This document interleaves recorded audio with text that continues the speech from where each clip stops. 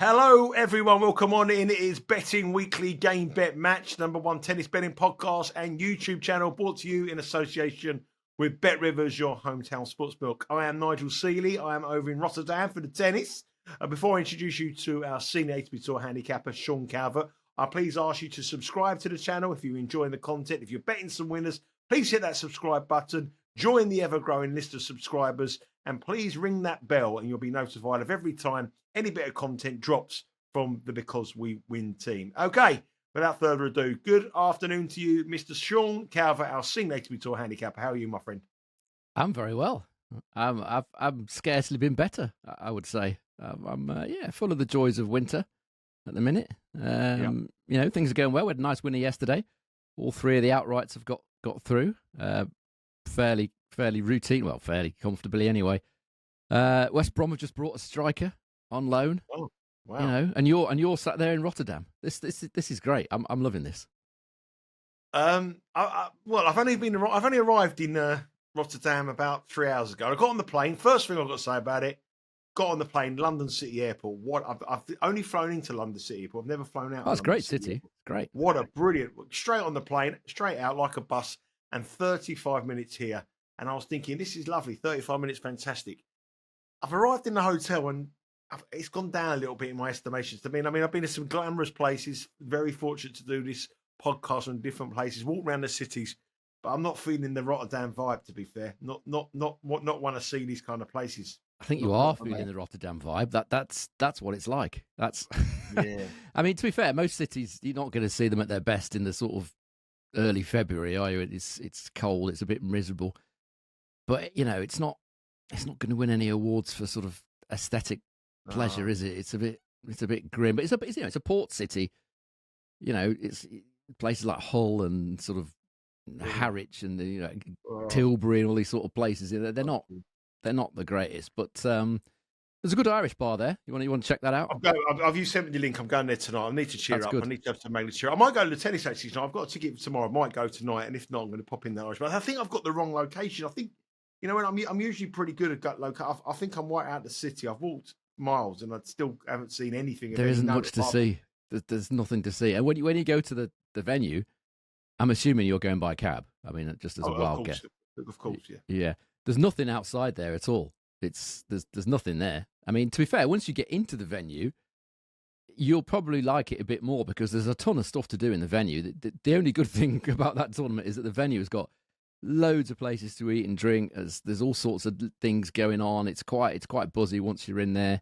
I've been reliably informed that they're selling T-shirts this year, which they weren't. Do you want one? Yeah. Well, actually, no, because I don't know. I'll think about it. I don't want anything to remind me of Rotterdam, but if you do, I'll get you one. Yeah, I don't know, because if you remember when I went there, 2023, I spent most of the week moaning about the fact that there was no T-shirts, no tournament T-shirts, and they only had towels. I've been reliably informed by one of the guys that follows us on socials that they do have T-shirts there this year. So once you get in there, I think you'll change your mind about, well, probably not about the city, but the actual tournament itself. There's quite a lot going on. It's quite buzzy. It's quite good. But yeah, indoor tennis for me it's a no, I'm afraid. It was cold today. I arrived here. It was 2 degrees. When I put a post on Instagram and it said 2 degrees, but that didn't take into account the wind. The wind was coming in. I was absolutely off the freezing. sea, doesn't it? I wasn't allowed in the room for 3 hours.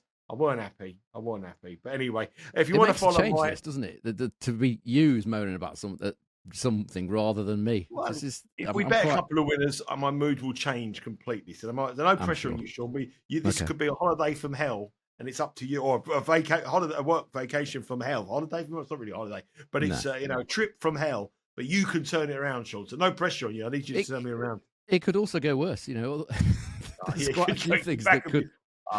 Mate. Anyway, I'm gonna go out tonight. I'm gonna enjoy. Anyway, what's going to cheer me up is some winners. And yesterday we had a nice winner, plus 235 winner with the set 1 over 10.5 in the match between Wawrinka and Medvedev. Medvedev didn't really play at all well again, but the over 10.5 cashed, and we move on to tomorrow's matches on Thursday with some profit. And as you said at the top of the show, our outright picks are still in action. I'm going to be there tomorrow, so if you want to follow my adventures, whether good or bad, I'll let you know about it or how good it is.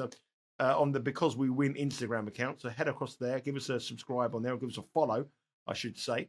We've got one match we're going to discuss in Rotterdam, and it's a match between Aleksandar Kovacevic, the American, up against Giovanni and Mpetshi Perricard. Now, I watched Kovacevic last week over in Montpellier, and played extremely well to get to the final. There is a case to be made that he might be pretty exhausted. But saying that, Mpetshi Perricard's played in Davis Cup as well. Mpetshi Perricard is an overwhelming favourite. People say to me, I saw some tweet yesterday, it's not really an overwhelming favourite, plus 135, plus 136. I think it is. I think, if you're minus 177, you're a pretty strong favourite. So Mpetshi Perricard is a strong favourite here at minus 177.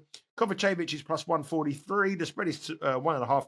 Totals, as you would expect with two very, very big servers, are high, but 25.5 may appear to be on the high side. But with the service these two players have, I can understand why it is. The market is pretty unsure how this is going to go. Mpetshi Perricard was bet when the early money came down, and now Kovacevic is seeing a little bit of support, and understandably so, because the American is 12-2 indoors this year, and Mpetshi Perricard is yet to play indoors in 2025. What do you make of this one? Well, he played in Davis Cup briefly last week on indoor hard, but yeah, obviously not on the main. So I think we need to talk about the conditions first, because when I said on Sunday, when you said what are the conditions, and I said, well, they change because it gets relayed every year. This is why I don't like saying it's quick, it's slow until it's been played on and we've seen it.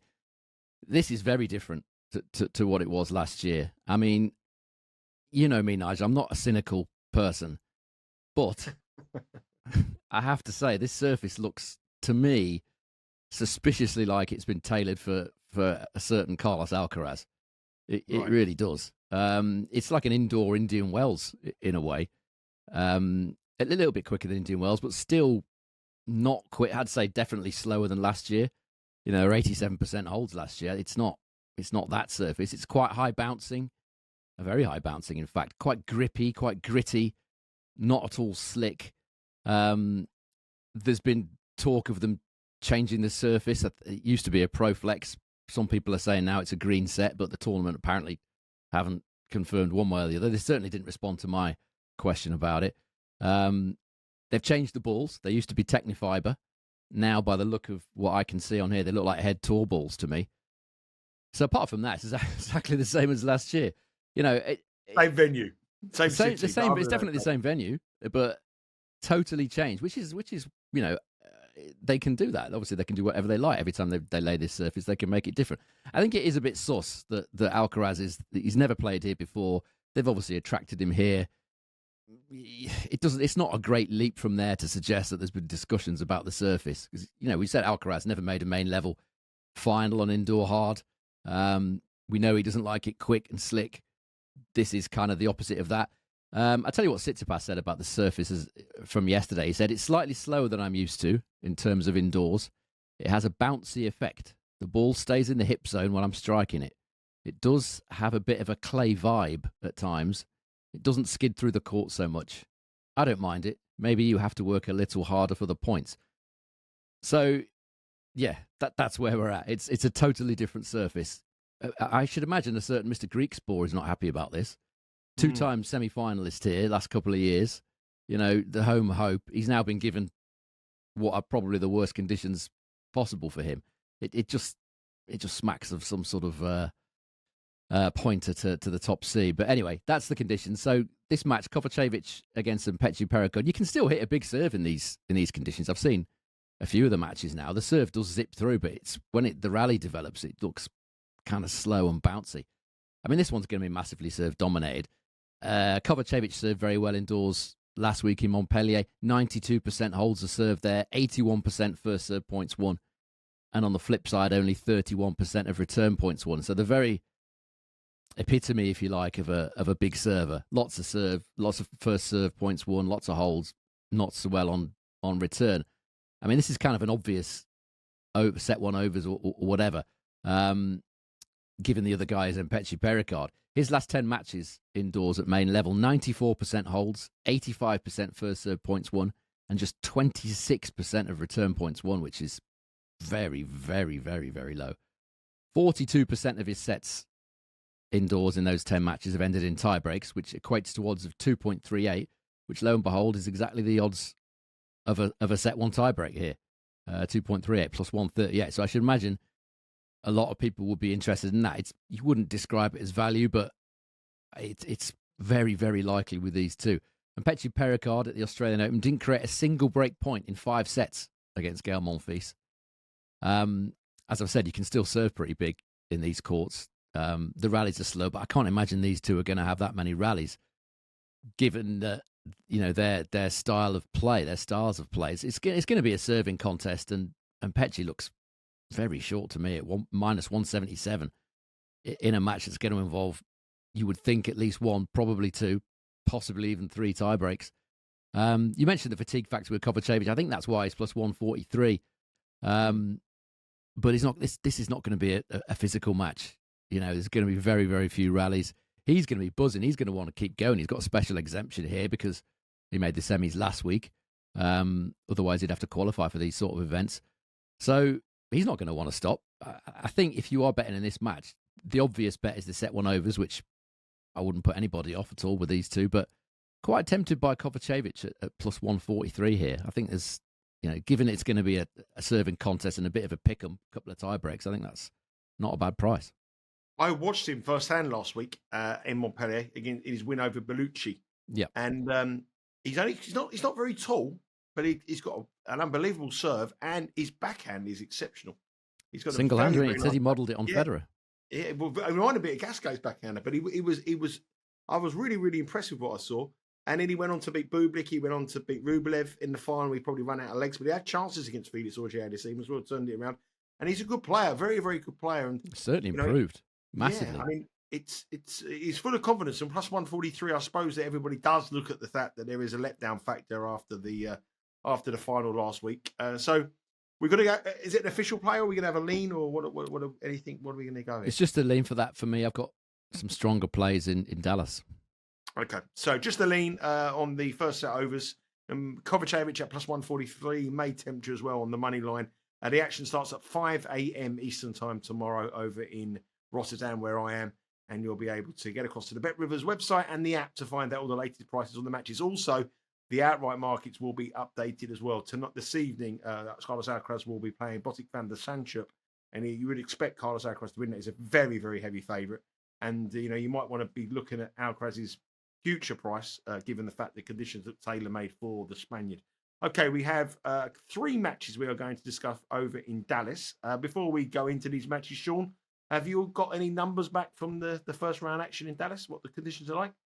There's only been a few matches, so we haven't really got any statistics as such that are kind of reliable. But from what I've seen, I've seen quite a bit of the first round here last night. To me, it looks quicker and certainly slicker than the Rotterdam surface.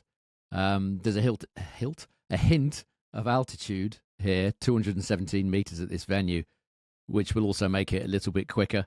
I think they're using the Dunlop ATP balls, which aren't the slowest. They're certainly a little bit quicker, I would suggest, than the head ones. So I would say, just look at the minute without any stats and from the naked eye, I would say it looks like a decent sort of server's court, a surface that you can hit winners on, I would say, yeah.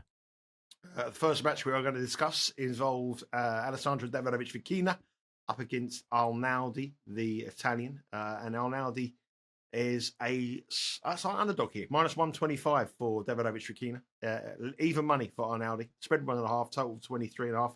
Only met once, which was in 2024 in Montreal on an outdoor hard court, which Arnaldi won. Davidovich Fokina had to retire in the final set, 1 set all, and he retired 3-love down in the final set. Davidovich Fokina was in quite good form coming through in the round 1 here, and hence the reason why he's probably been made the favourite to win this match. Early money is coming for the Spaniard. He is now the favourite. Given their record this year, he has got a slightly better record. He's 5 wins and 3 defeats compared to Arnaldi, who's 2 from 2. But indoors, they've only 1 win apiece, which was both at this tournament with Arnaldi beating Eubanks and Davidovich Fokina beating Holt. Pickham's kind of pick a match. Bookies can't really split them. You've got them here for a reason. You can obviously split them, or you found a little bit of value on a prop. I thought I had. I only wrote this about 2 or 3 hours ago, and it was 1.9 the pair. So a bit of money's come for Davidovich Fokina here, and I'm not surprised.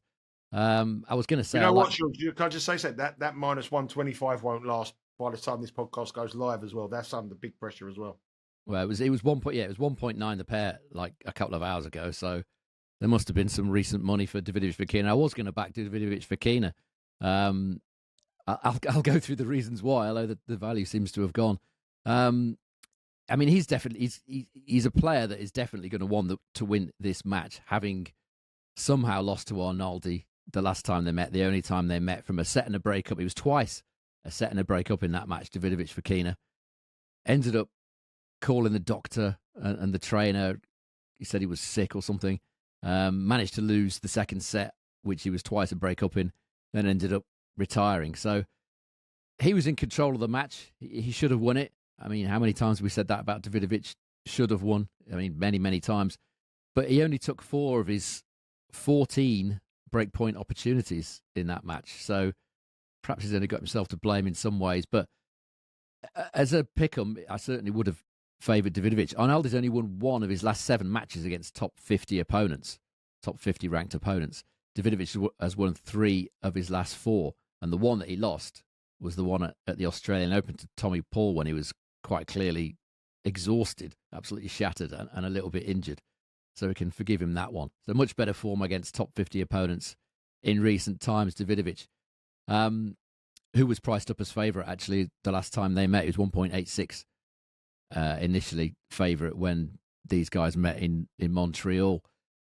Statistically, it favours Davidovich Fokina as well. If we look at the last 10 main level matches on indoor hard, Arnaldi, 25% win rate only, and a service points won and return points won, total of 97.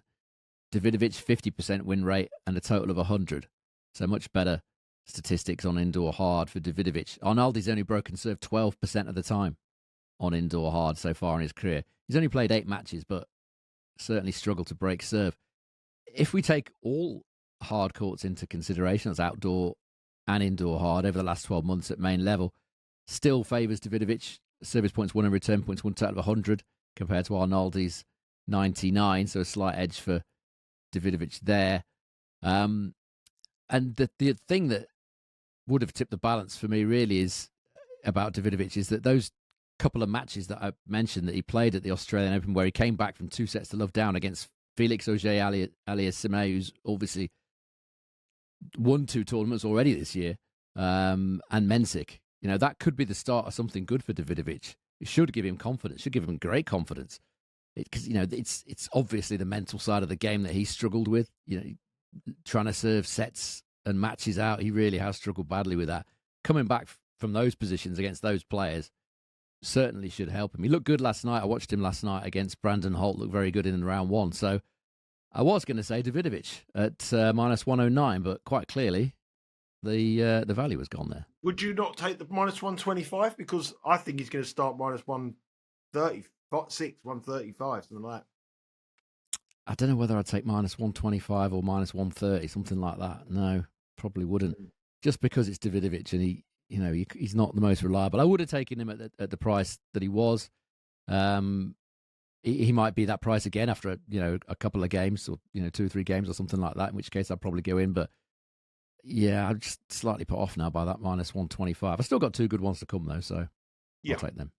If you're not put off by the move there, Davidovich Fokina, if it's still there, minus 125 is one of the best prices in the land with Bet Rivers, 5 a.m. start tomorrow morning. And I don't think that price will last. So hopefully it's still there and you want to take it. Head across to the website and download the app. And remember, if you do bet on this match, you'll be able to live stream the match as well. So you'll be able to bet live and watch live with Bet Rivers. Next match, Jaume Munar up against Yunchaokete Bo. Bo's in an awful form. Minus 195. Very surprised by these prices. Munar is plus 150. Spread 2.5. Total 22.5. Munar got beat in the first round of the Australian Open against Casper Ruud. But prior to that, got to the semi-finals of the Hong Kong tournament, the same Hong Kong tournament where Bo got beat in the first round. Bo then got beat in the first round in Auckland in the Australian Open before having some kind of form by reaching the quarterfinals in Montpellier. But to be fair, he beat Altmaier and he beat Lestienne, who were both drastically out of form. I know Munar's been a player that you have sort of turned to at these kind of matches, and you think that the market tends to believe that he's just an out and out clay courter. He's plus 150 here, but I'm guessing we're going with the Spaniard. We are. I think this is a crazy price on Boo. I really do. It's moved a bit, incidentally, since I wrote this earlier on. When I looked at this earlier, excuse me, Munar was plus 175. I'll still take him at plus 150 because I still think that's a good price, because I don't know where these odds come from on Boo. I really don't, unless it's some sort of physicality thing. I mean, Munar's coming from Switzerland in Davis Cup, but he only played one match in doubles, so nothing really in terms of fatigue. He's not going to get tired from one doubles match. Boo's also coming from Europe. I think he played Montpellier, didn't he?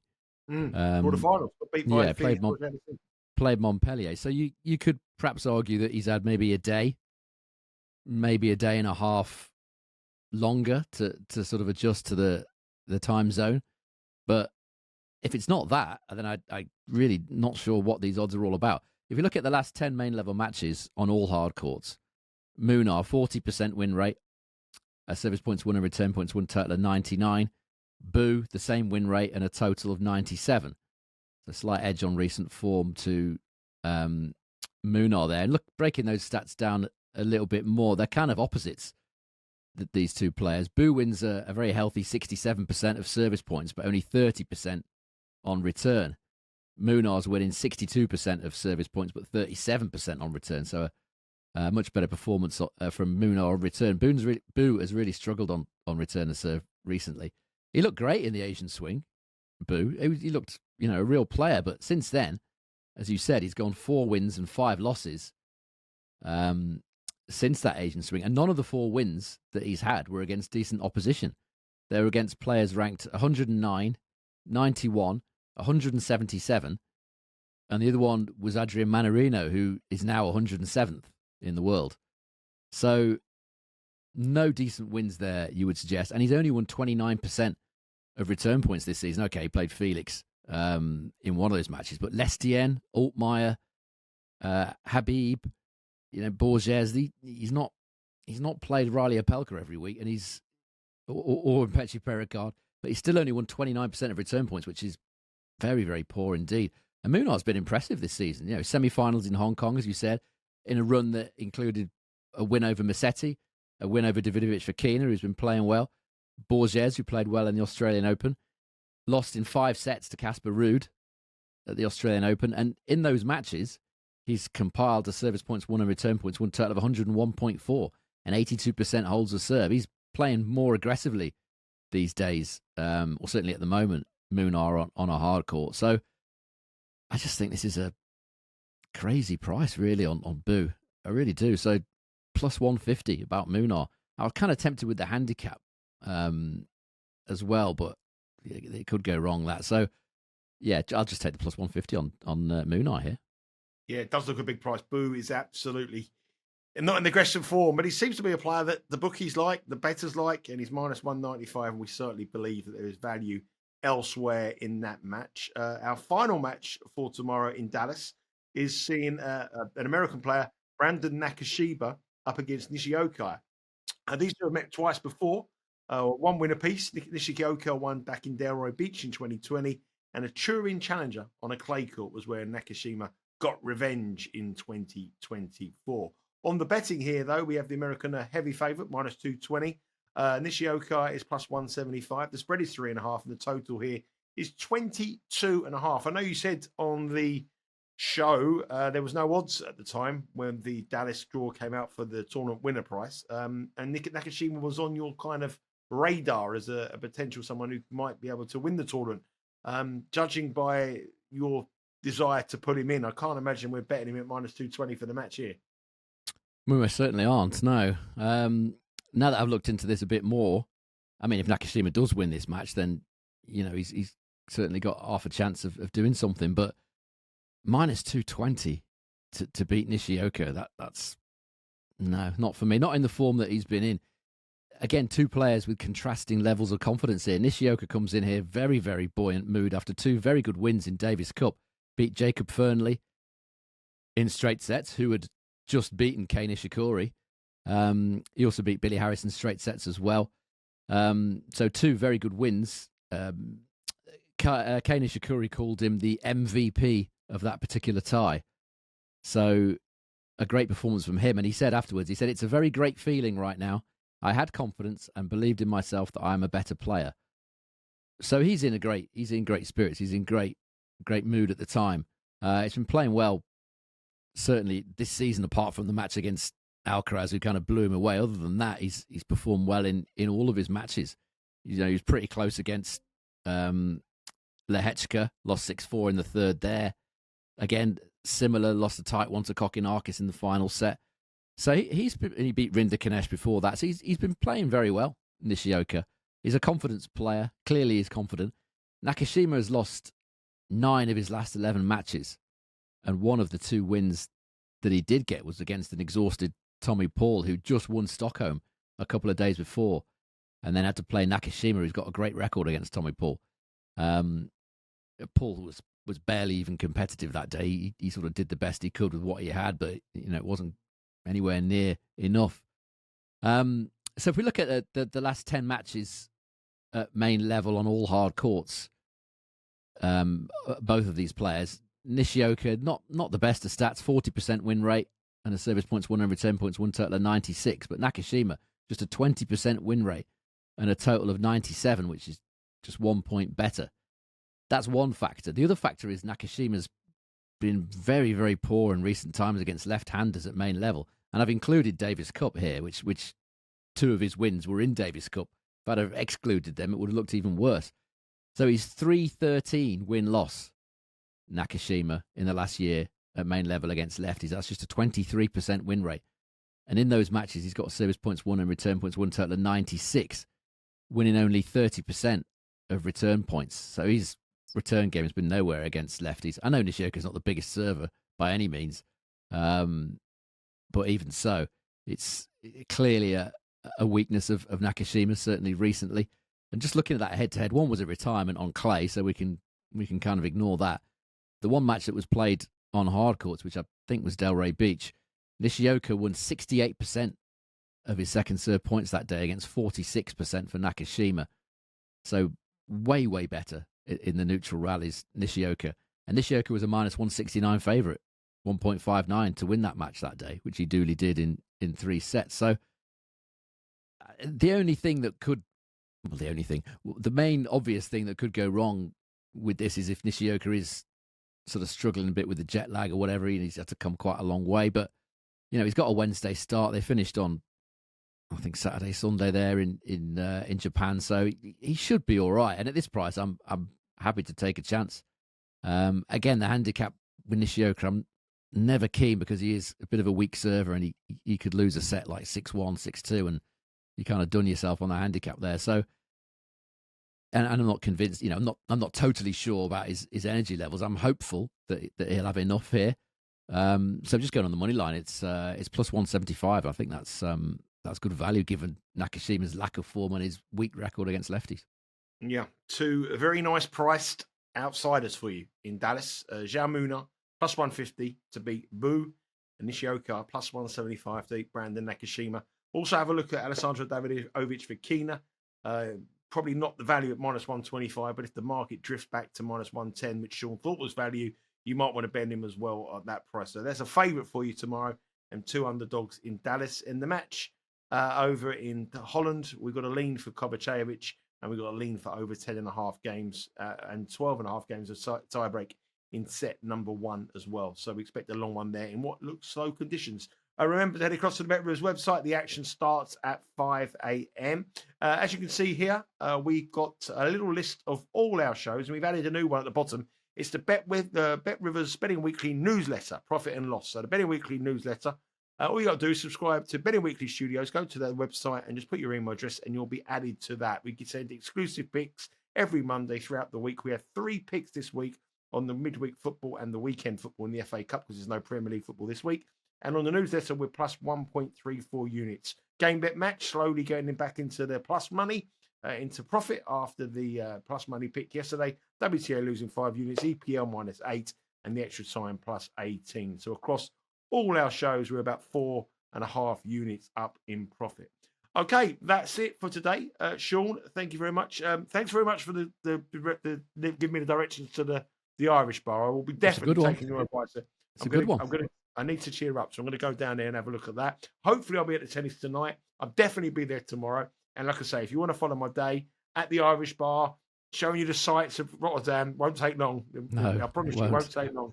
You can get them on the Instagram account at Because We Win. That's been it for today. I will be back again tomorrow, looking ahead to Thursday's action in Dallas and here in Rotterdam. But for now, that's it. Goodbye. Take care.